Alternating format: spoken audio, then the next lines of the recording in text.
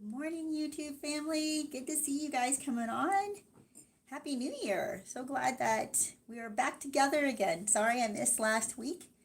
I was with family, which was good, but also, as we know from the title, bad. So we're going to talk about that today. There are things that even those of us who are fully aware of narcissistic craziness will fall into these traps with the narcissist. So I fell into one of those traps this holiday, and I want to talk about that because I think that the tricks that the narcissists play, the things that happen, you want to be aware. You want to be aware, but you have to also check yourself, like have a safety. Know how far you can go, or kind of check yourself along the way and say, wow, wait a minute, I'm falling into this. I got to back up.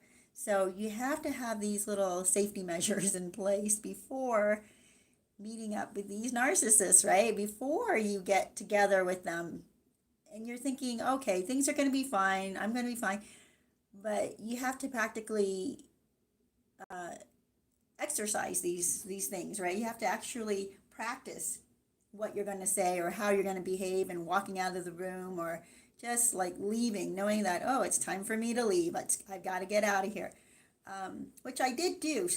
So thank goodness for that. But my problem was I was stuck in a car with the narcissist during our argument. So how do you escape that, right? I hadn't really thought about that scenario. And I wasn't able to escape until we got home and got out of the car. And then I was able to walk away. But before that, it's like it just kept going downhill and downhill and downhill. And I tried several times to do some damage control with the narcissist. Anyway, we're going to get into that, and I'm going to show you and explain to you where I went wrong and maybe things that I could have done differently so that you don't have to deal with what I dealt with. Although I doubt it, because we all step into their traps at some point. So good to see you hopping on. Hey, John and Obi, good to see you guys. Oh, wow, that's weird. John says she's back at it again, posting stuff on her family page only for me to see. I'm kind of confused. If it's on her family page, how is it only you can see it? Or is it certain signals she's giving you, or messages, subliminal messages that others might not see? Is that what you're talking about? Obi says, I'm going to love my new year and my narc for helping me become rich. Stupid games win stupid prizes. All right, Obi, good for you. Wow. Okay, keep us updated on that. You guys, so where do I start with this? Right now, it's already kind of tense, right? Around the world with all the crazy news going on. And even if you don't watch the news, you're going to be affected by what's being pushed out there, this narrative that's being pushed out there, like impending death and doom or something, right? So even if you're not watching that stuff, others around you are going to behave like that. And it's hard to not get a gist or feeling or hearing of it. Even if you disconnect from all of that and you're feeling good about yourself, those around you are going to be carrying this stress. So on top of that, then you have the holidays. The holidays where, people have the most traumatic events in their past, in their childhood, coming back to them. It's going to be hard to avoid some kind of emotional breakdown during the holidays, whether with yourself, of course, right, where you're so sad and depressed, or with a narcissist that just cannot wait to inflame somebody, right? Just has to be acknowledged, has to be affirmed, and we have to be the ones to affirm them, which of course is annoying as heck, but we have to be strong enough to handle their crazy talk, what they're saying, and not have it affect us and have it pull us into an argument with them. Or we have to be able to just curtail our tongue, right? We cannot jump into that. Well, you guys, let me see here. So when the narcissist gets together for the holidays, at first you think things are going to be okay, unless you have these crazy overt narcissists that come bursting in already angry and drunk and accusing everybody of everything. I have not had to deal with that because the people who have been like that in my life are no longer in my life. So, yay! I know other relatives that have to deal with that. So, they never know when a powder keg is going to explode, right? I don't generally have to deal with that. I now have narcissists that are in my life that I care about, but I make sure that they don't step over their boundaries with me.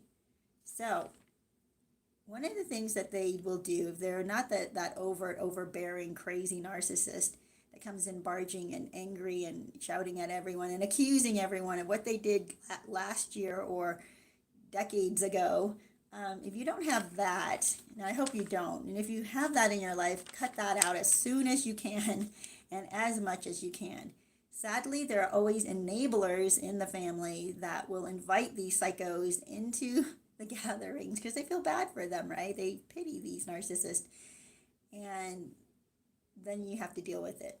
But even in those scenarios, you can enjoy yourself until that narcissist arrives, and then you can excuse yourself, or at least be in the bathroom or in the kitchen. And I talked about this last episode where you can just make yourself useful and helpful to the host.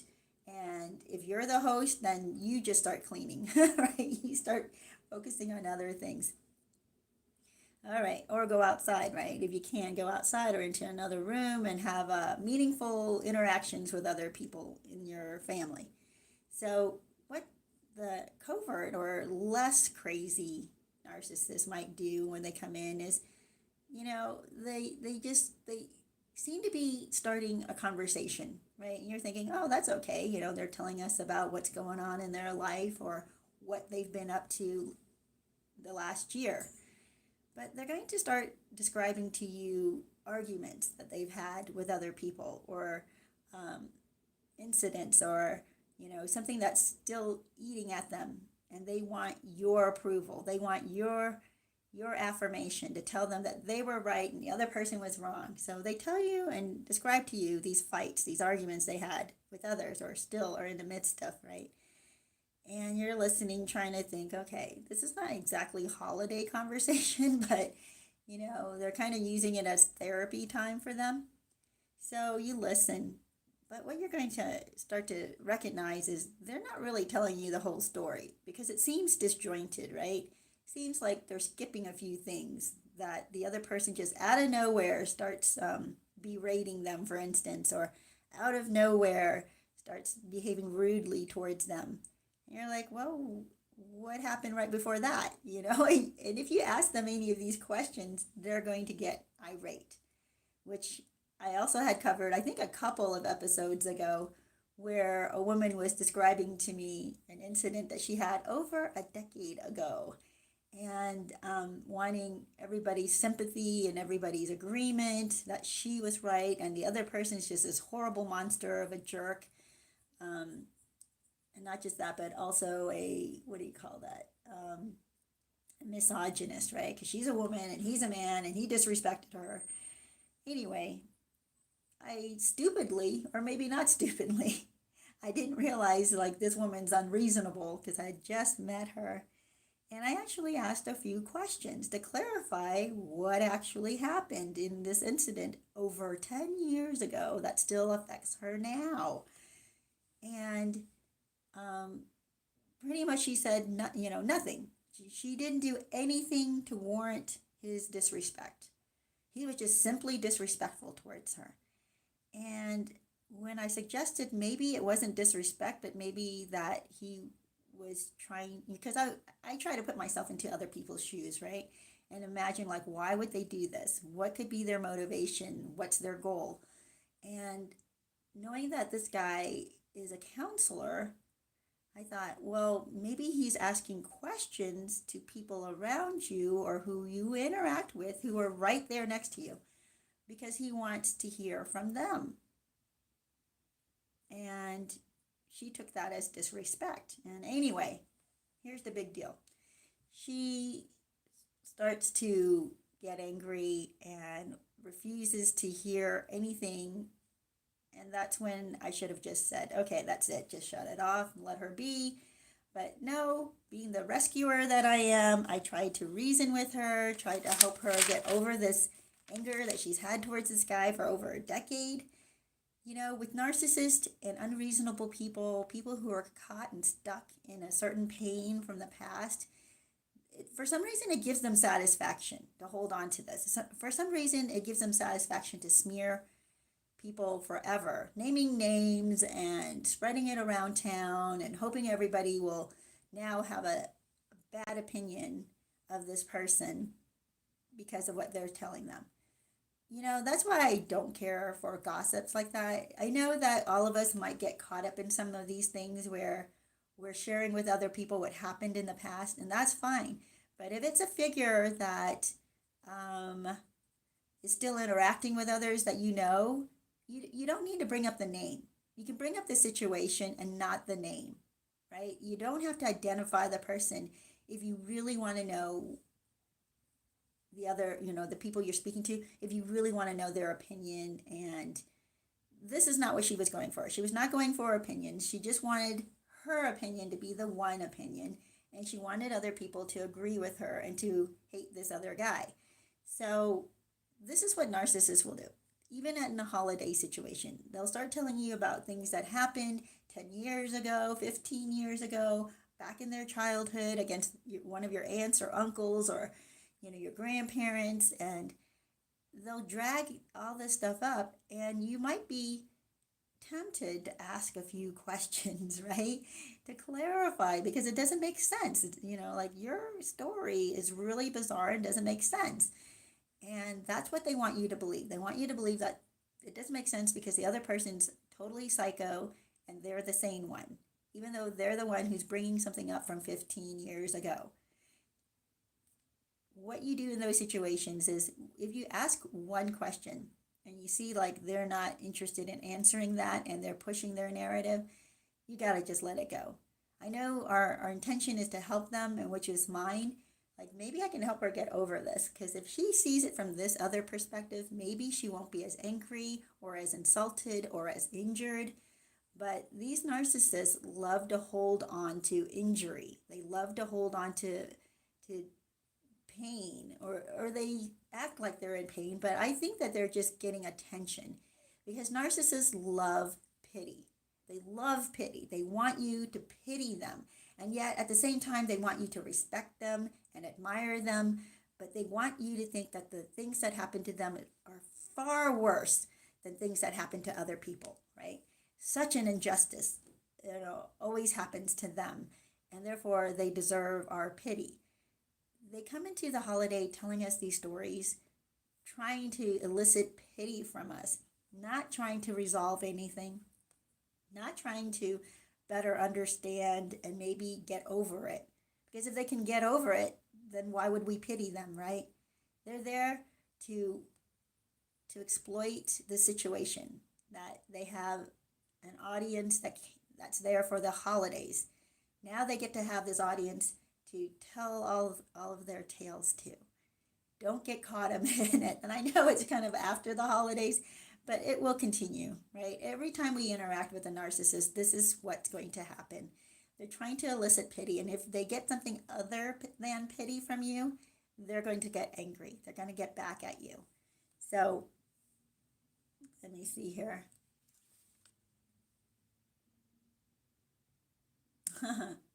Oh, yep, John says they are subliminal messages. Yeah, that's why if you don't look, those subliminal messages won't work. And sort of like what's going on right now, where you're being inundated with fear and inconsistent science, if you will. They keep saying it's science, but it's not, because it's super hypocritical and inconsistent, and the people pushing it aren't even following the rules that they're requiring everybody else to follow. So what do you do with that? It's the same. If you don't look and you don't pay attention to their stupid decrees and mandates, it doesn't affect you. So if you look at the narcissist page, you're going to be you're going to be affected. So don't do that. That would be my suggestion. But John, I kind of think that maybe you're kind of entertained by this, that she would do this. Just check yourself. Be careful that you're not falling into um, some kind of a hole here where you're not going to be able to get out of it. Nobody says, I woke a female unawakened empath or narc to what she was dealing with her whole life with her 87-year-old mother, but had to send her home because I can only be around her until she got too comfortable around me. Oh, so yeah. When people get too comfortable around you, they kind of start treating you badly, and I don't like to think that that's just being too comfortable. I think that's, well, maybe it is. Maybe it is being too comfortable, but I think there are people out there who can get comfortable with you and never cross that line, never treat you badly, never are bad to you. Um, yeah, I have, my husband's like that. He never treats me badly, even if he's having a bad day, right? No matter how long we've been together, he doesn't take me for granted, which is so sweet, and I love that. But then there are those who get very comfortable and then they kind of let down their guard. Like all this time they were with you, they were kind of on their good behavior, right? They're not being themselves. They're not being their natural, irritated and vengeful or angry self. And when that starts to come out, you're like, what the heck? You cannot treat me like this.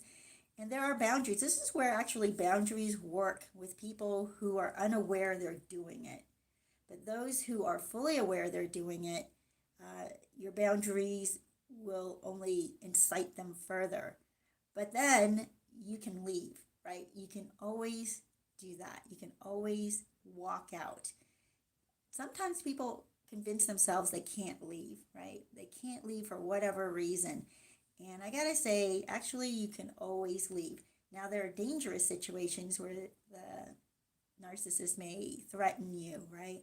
And that's where you need to be very careful in how you leave. And I want to encourage you that you can leave and it can be safe, but you have to be very careful and you have to get proper help as far as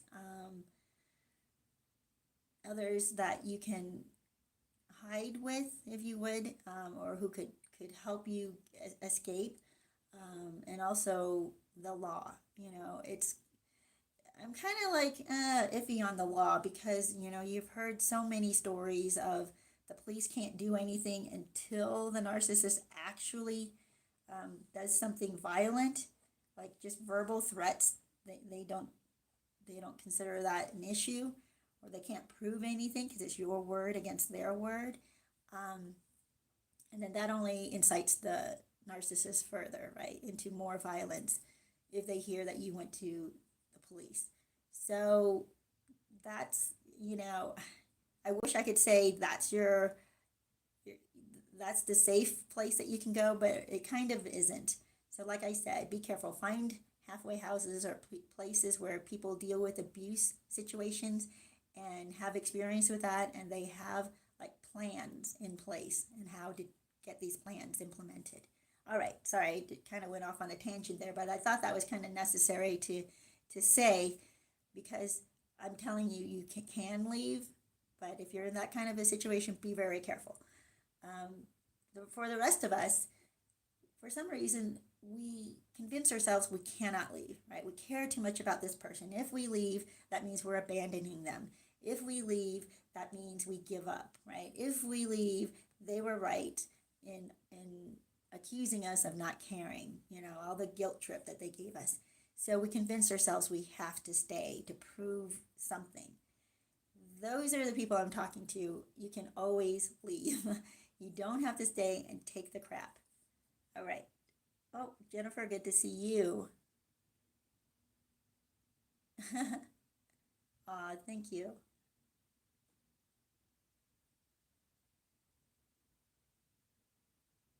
It's been a long time since I've watched or listened, but I'm back. Oh, wow. I'm glad that you're here, but I'm also sad that you're here because maybe that means you're going through some hard times. But I'm glad that we're here so that we can help you. Welcome back, Jennifer, and you're always welcome to come This is the great thing about these channels is that you don't always have to be here, but when you're going through a hard time, it's nice to know that they're here, right? So I'm glad that I can do that for you. You guys, yeah, I go by Escape if you want to address me. So a lot of people have done that. And let me see here.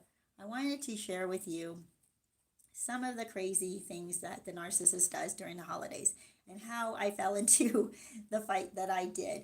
So here's the deal. The narcissist, even if they're not going to talk to you about issues that happened in the past, even just them talking is crazy. It's total crazy town because they're illogical. They're incoherent. Their thoughts are, they don't make any sense. So, you want to agree with people, you want to listen and engage with them, but when a narcissist starts to talk, you start to feel like, wait a minute. Okay, I started agreeing with you, but then now this conversation makes no sense, right? And what I fell into was my narcissist neurosis. And her neurosis is she's a hypochondriac. And I wonder if a lot of narcissists are hypochondriacs. And then I thought about some of the different narcissists I've known. The overt narcissist I've known is not quite a hypochondriac, or I didn't quite see that side of him. But what I did notice was that he thought he was super special, right? These narcissists think that I think they would care a lot if they got sick. Now, I wasn't around this person long enough to see them get sick of anything, right? So they are proud that they never get sick. They're convinced that they're going to live forever and there's nothing that can end their life, right? At least this is their bravado that they show to you.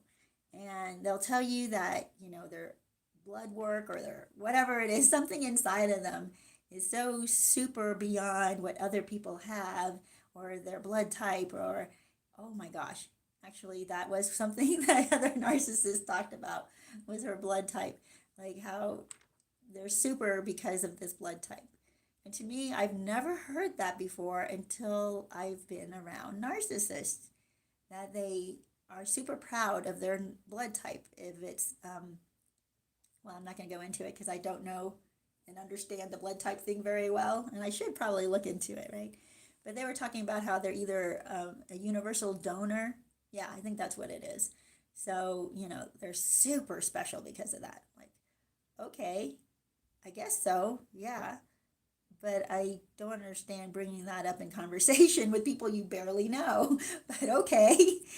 So narcissists like to do that. I think the overt ones are so proud of themselves that they stand apart physically or health-wise or whatever, okay? But then the narcissist that I'm still in contact with, the covert narcissist, because I kind of feel like the covert narcissist, at least they know not to cross certain boundaries. And so long as they don't do that, I'm okay. That doesn't mean they don't drive me crazy, because the way they talk drives me up the wall. They make no sense. They're irrational, and there's no way to I was going to say rationalize with them, but there's no way to talk with them, to reason with them. So here it is. The covert narcissists that I've known are generally, not just general, the two major ones that I've known are both hypochondriacs, which is kind of bizarre to me, right? Like, what in the world? One of them, and I don't know that you need to be a narcissist to do this, but she happens to be, I think, a covert narcissist. And I didn't know this for the 10 years that we'd been friends and around each other, but I did notice, because you cannot help but notice, every time you get together, she has some other kind of disease, right? She Googled something, and now she has this disease because she has, 7 of the 50 symptoms. So therefore, she must have this disease, or she thinks that she has all of the symptoms to some degree. So therefore, she must have this disease, where they'll say shortness of breath sometimes. Like, who doesn't have shortness of breath sometimes, right? Or headache. Oh, yeah, she gets those. Well, who doesn't get a headache sometimes, right? Or sweaty, they sweated, they were sweaty some nights. Like, Well, yeah, if you have too many blankets on your bed, you're going to get sweaty, just stuff like this. They think that all these symptoms culminate to them being extremely ill. So they must have doctors, and not just one doctor, but teams of doctors researching them because they're so special and they have these issues that nobody else has. They have all the symptoms and not just some of them, right? So I just think is so freaking weird and bizarre. And I think doctors have run into these patients and they call them Google patients, I believe, or Google doctors. I don't remember, but they call them this because if these people happen to look up or Google any of the diseases out there, they'll somehow see that they fall into every category. And then the doctor has to deal with this neurosis, right? From the from the person. I'm not saying that you can't diagnose yourselves because if you have this more severe symptoms, I can see like, okay, that now needs to be attended to. But they'll choose the very minor symptoms and they're like, oh my gosh, you see, that's why this is fatal for me. You're like, okay. So this is what happened in the car. The narcissist actually kind of happened in the store. We were riding together and she starts off talking about, of all things, constipation, right? Like, who hasn't been constipation once in their life? I mean, maybe there are some people out there that haven't been. But she's talking about constipation in a way that just she's not regular. That's it, just not regular. She doesn't go at the normal time she goes in the day. I'm like, okay. But it goes into now she's constipated, and therefore, since her body is not absolutely exactly the same as it has been or she expects it to be, now she needs to go see the doctor. She goes to see her doctor, and her doctor says, I can't remember, does some blood work, right? And the blood work all comes out normal. Actually, she's perfectly healthy. But no, she needs this help. So the doctor gives her, what do you call it? Whatever that medication is that helps you go. So, and I think it might have been over the counter, right? That she suggested. So the narcissist starts to take it like one day and it doesn't work. It didn't work immediately. So she goes to the ER. I'm like, really? You go to the ER? Okay. So she goes to the ER and the ER doctor is like, yeah, everything looks pretty normal. Your blood work looks normal. If this is the only thing you have, maybe take this other medication that's a little bit stronger. But here, I'll write you a prescription and you just take this for 5 days. Well, after 1 day of taking it, what did she say? It didn't work. So she went and took something else over the counter that was even stronger than that, and that did work. I'm like, okay, so you're okay, right? No, of course not. Why would the narcissist be okay now, right? She's still not absolutely perfectly normal. So with her routine of, going. And so now she wants to go to the hospital. I'm like, you can't just go into the hospital. You have to be admitted into the hospital, or your doctor has to see you and admit you, or the ER doctor has to see you and admit you. So she's insisting she needs to go to the hospital. This is where we get into the argument because I'm thinking, this makes no sense. You're being irrational. And I try to explain to her that, what does she think the doctor in the hospital will be able to do for her that the ER doctor and her regular doctor have not been able to do for her? Well, you guys, narcissists do not like logic. They don't want to have to think about rational things and what might happen if they do. They don't think about consequences, right? And they don't even actually think about what it is they really want other people to do. And what they really want other people to do is, first of all, they want their listeners to be alarmed and to panic with them and be so concerned and tell them, oh my gosh, this might be cancer. You might be dying. They want your pity. They don't want you to say, well, why don't you do this instead? They are not looking for a solution. They do not want you to know the truth. So here's the deal. We get into this big old argument. We get into the car. Now I'm trapped. I cannot escape this. What should I have done? I should have just closed my mouth and let her go on and on and on and on about whatever it is that she thinks is going to help her if she goes into the hospital. And then let it die down. Because what narcissists do is they have this vomiting of words. And then afterwards, after they've done this on all over you, they scale it back. They calm down. They divert their attention to something else. And so that's why a lot of times just let them go. Let them go on and on and on and on. Think about other things while they're talking, so that you aren't driven crazy. This is what drives me crazy, because I'm a listener. I actually pay attention to what people say. And I know, right? I don't like drift off. I pay attention to what they say because I'm genuinely interested and I genuinely care about people. So when I hear people talk about their problems, I want to pay close attention, and I want to help. And I want to ask helpful questions that lead them to thinking, right? Thinking things through. Well, narcissists are not interested in thinking things through. They just want their way. They want to show that they're the victim. They want to show that they're, critically ill, even though they're walking around looking perfectly fine. There's no fever, there's no cough, there's no nothing going on with them. They just aren't regular in the bathroom for like maybe a week at this point. No, it hadn't even been a week. I think it was like, at that point, it had been 3 days. I mean, she was able to go, but just not at the time she normally goes, right? So my problem is that I listen through the irrational talk. When the narcissist starts to become irrational, when they start talking about stuff that you're stuck in the car, you cannot get out, that's a really good time, I think, to just tune out. Like just start thinking about other things in your head. Start praying even, start making a grocery list for yourself.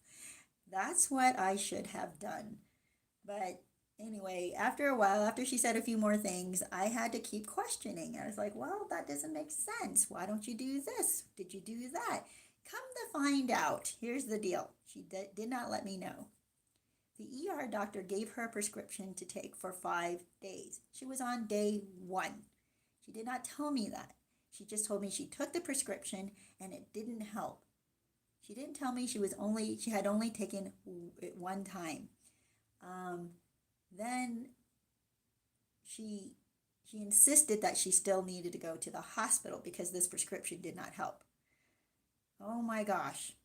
Anyway, I don't want to go into the details of the argument, but by the time we got home, I was ready to pull my hair out. I was ready to just run out the door screaming. So at least I didn't do that. I pretty much just gathered my stuff and then walked out the door and got into a car and drove away. And I went and spent lunch with my husband, and we had a nice, lovely lunch. And after a couple of hours, we came back, and she was in her bedroom, so I didn't have to deal with her, which is good. I had a plan of what I would do if I had to say anything to her, and pretty much it was, when you're dealing with a narcissist and you're stuck at their house or you're stuck in a house with them, just ignore them, right? Try to distract to other subjects. Try to talk about the weather or what's for dinner or anything else but what you argued about. You have to distract them. So I was ready to do that.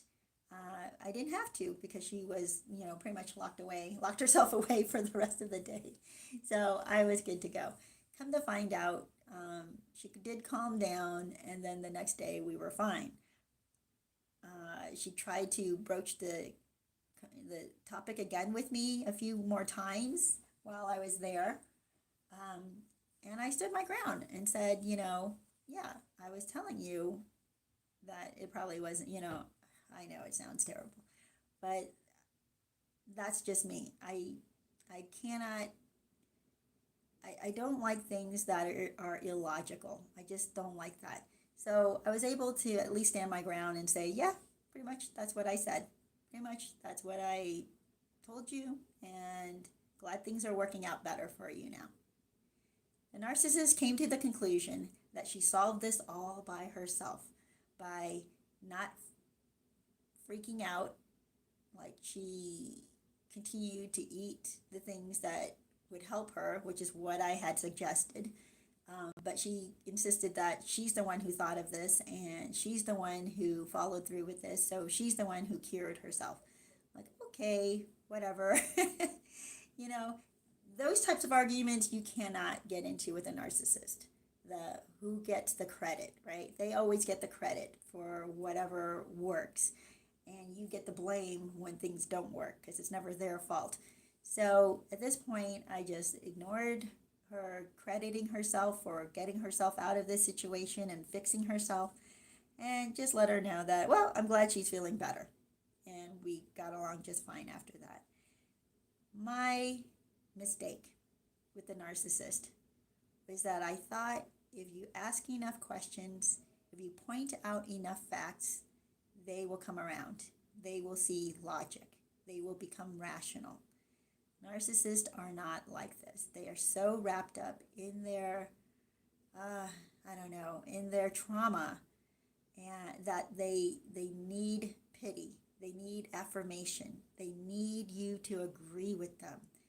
And if you don't agree with them, then suddenly you're the bad guy. Suddenly you don't give a crap about them. Suddenly you're, being vicious according to them. And you're like, oh God, this is not where I was going, for crying out loud. Well, that is what happened in my situation. And I hope that my sharing this story with you will help you identify when you get into that situation with them. And then you'll be able to back out of it, or at least stall it long enough for you to get the heck out of there. So you guys, what is going on here? James, good to see you. Hold on, let me go back a little bit. Okay. Let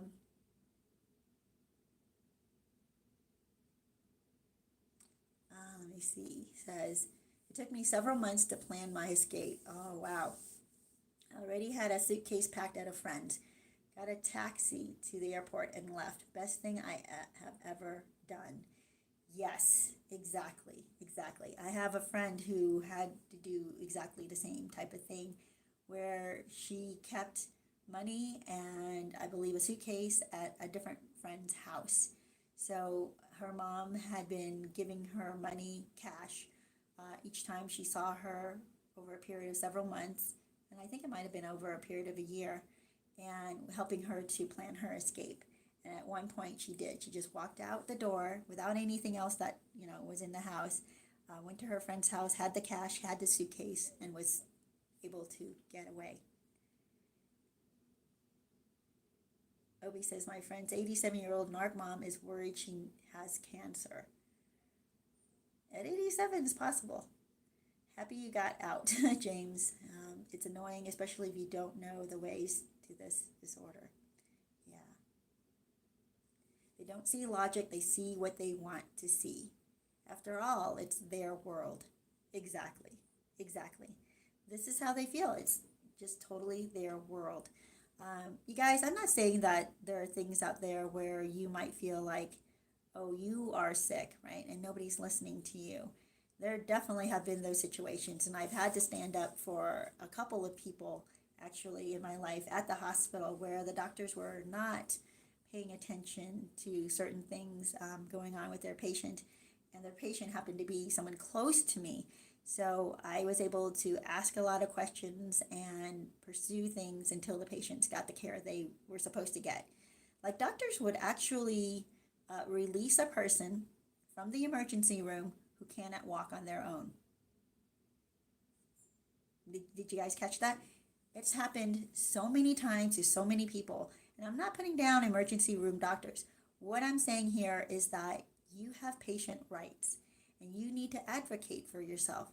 So if a doctor feels like, and I'm not sure if this is their training in the emergency room or not, but it seems to me that if they run some tests and maybe even get input from another doctor or two, and they can't see that they can do anything for you, like they cannot diagnose you. There's nothing that they can tell other than physically you're deteriorating right before their eyes, but they can't within their limits, diagnose you, then they feel like they can't do anything for you. And so they release you. And I've had a friend recently, well, I'm sorry, not a friend, more of an acquaintance recently, in the last, I want to say it was about 4 months ago, his wife went into the ER with chest pains and they couldn't see anything wrong, right? They couldn't figure out what was going on. And so they sent her home and she died that night at home from, I believe, something going on with her heart. I didn't find out what exactly happened. But I'm like, yeah, if you don't advocate for yourself, then who will, right? If your friend who's with you or a spouse or a relative who's with you doesn't know how to advocate for you, like this guy didn't know to advocate for his wife and insist, well, something is going on because she's not feeling good and it hasn't released. Like the pain hasn't gone away, it's still here. You need to find some other doctor to take a look at her. And they'll say things like, well, we did the EKG, we did these, took x-rays, we did whatever. We don't see anything. And I've been in situations where doctors have said that to me. And I'm like, well, then maybe you can ask another doctor to take a look, right? And at one point, I advocated for somebody who, let me see, how long, he went in, I went in with him, and he something internally was going wrong, very, very, very wrong internally. And they did all these tests and they were like, well, everything should be working. I'm like, but everything isn't working. That's the problem.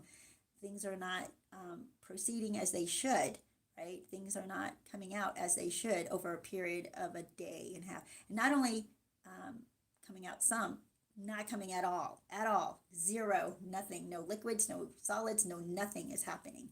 And so the doctor, actually it was more than 36 hours. It was at that point 48 hours. One emergency doctor already released him the day before saying, oh, it's only been 24 hours, nothing I can do for you.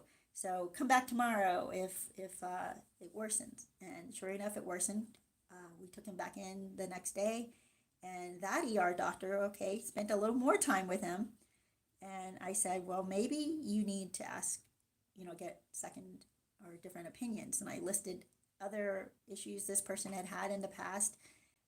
So they brought those types of specialist doctors in, and it didn't have anything to do with those issues.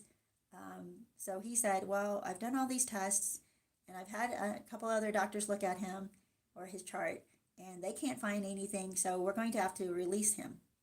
Well, at this point, he could no longer walk. Like, he was able to walk in, but now he could not walk out.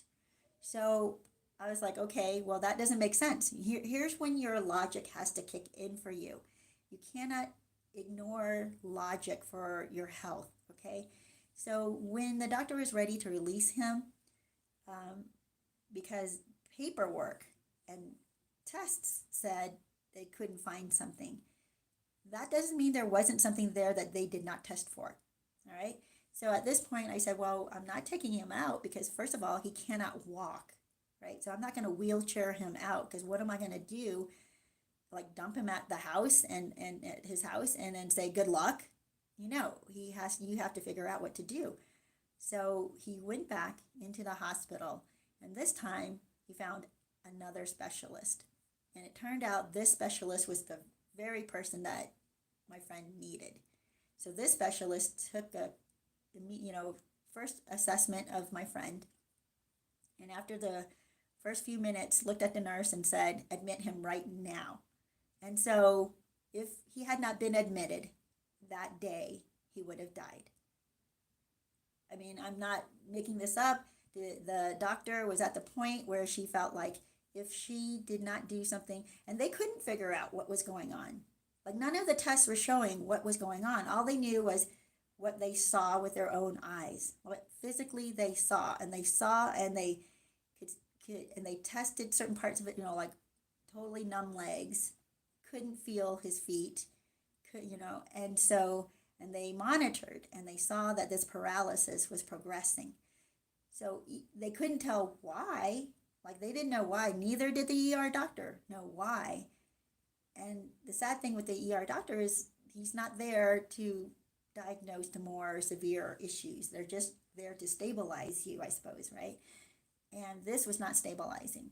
Anyway, had I not advocated for my friend, he would have died.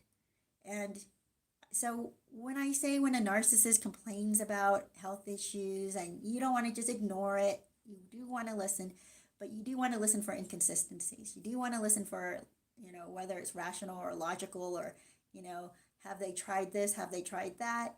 And you want to see physically too, like with your own eyes, see if things are deteriorating right before your eyes. Anyway, so I'm not saying like to people who have issues like that to ignore them or anything like that. So anyway, just wanted to share that with you. Here we go.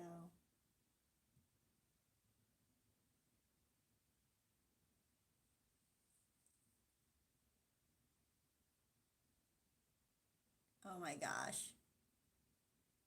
That's so weird. Maybe I don't quite understand it.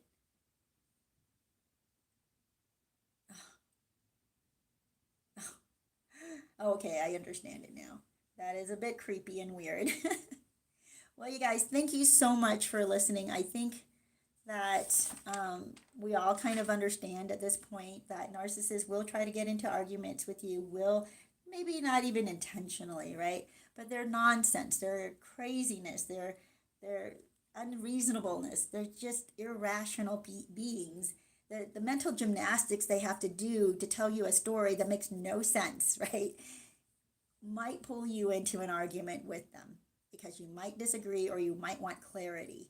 There is no clarity in a narcissist story. You will never get clarity other than the narcissist was wrong. And the narcissist does not want to hear that. They do not want you to pick apart their story to the point where then they incriminate themselves or they expose that they were wrong and they made up a bunch of stuff. Holy cow. I ran into that as well, where a narc finally admitted, I don't know, she's a narc. She's definitely traumatized and injured.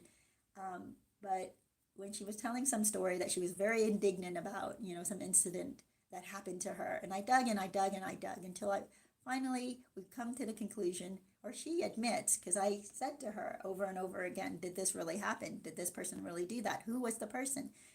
And because what she was telling me that happened sounded so incredulous. Sounded like, there's no way that happened. There's no way a person would have done this to her. And she said, okay, I made it up. I'm like, for crying out loud, you made it up so that you can claim some misogynistic thing happened. I'm like, are you kidding me? Why? Why would you do that? Anyway, it's one of those, maybe she wanted a Me Too story that people could pity her for. I don't know. So, you guys, there's a lot of crazy out there, whether they're narcissist or not, whether they're just traumatized or not. I guess if they're not a narcissist, you actually can call them on it and they'll come clean, which is nice, right? Like, this is what we hope for, like logical people who are just off the path a little bit. And you can reel them back into reality. And they have some form of conscience that where they'll actually admit guilt, right? And that's the good news for us, you guys, where, sometimes we look at narcissists in their world and you think, how is it possible then that things are going to get any better? How is it possible that, humanity is good at all? And here's the deal. Look at yourself. Are you able to change? Are you able to take direction? Are you able to listen to somebody else's opinion? And if you're not, try to become like that. Try to become a person who can hear other people's opinion, can, tolerate maybe that you could be wrong. And it's okay. I don't know why we fear so much being wrong. And actually, being able to admit when you're wrong is very freeing. It releases so much negativity inside of you because we cling to something so badly. And if we're completely wrong about it and we keep clinging to it, it's going to rot us from the inside out, you guys. So if you can admit when you're wrong, you're like, wow, yeah, I was being a jerk. Yeah, I did use this irritable tone with a friend when they didn't do anything. I was just irritated. yeah, that was wrong. I was wrong. If you can say that, you can get better. And not just you, those around you get better as well. Because you're going to start surrounding yourself with people more and more like that. Anyway, you guys, I just wanted to share all of that with you. I hope that this has helped you. And Jennifer, welcome back. So glad to see that you're able to get help here and have hope too. Things will turn around as long as we continue to work on ourselves and make ourselves better people. The people around us are going to become better people as well. And you can see, like, if everybody starts working on themselves, everything starts to get better. So unplug from the negativity, unplug from the negative people, the life suckers, if you will, right? And plug into the life givers and become a life giver yourself. Well, you guys, thank you so much for listening. I hope that you will give me a thumbs up, comment on this video, share it, subscribe, watch a commercial once in a while. That really helps this channel. And we'll see what happens, right? Good luck for the future here. We are into a new year. I think this is going to be a rough year, but it also will be, I think, a good year in many, many ways. Some people, what was it? I was reading I was watching a video, an interview, where this guy said that people were telling him that they feel like we're entering the dark ages. And his take on it was, actually, we're exiting the dark ages. And I think that's what's going to happen here. There is a rebirth that's going on right now. People becoming more aware, people becoming awake, and it's terrifying what they're seeing, what we're seeing. But at the same time, thank God we're seeing it, right? It's like the narcissist waking up from their darkness, from the illogic or whatever you want to call it inside of their heads. And once they can separate from that, and they start to see reality, it might be very scary for them because, oh my gosh, they were wrong all this time, right? Is what they're going to see. They're going to see, like, all the things that they hinged their life on, their relationships on, was a misconception. At first, it's going to seem very, very scary. Like, am I entering this dark age where things are so bad and so wrong and so horrible? But actually, it's like, no, it's just that you've been living in this and didn't realize it all this time. I think it's not quite the narcissist that would come out of it. It's more like the supply or the ex that wakes up to the fact that they've been in a narcissistic relationship all this time. At first, it seems like it's so scary because you're going to be alone and your whole life that you thought you had is no longer there, and you have to give up everything, it seems, right? But the reality is you never really had it.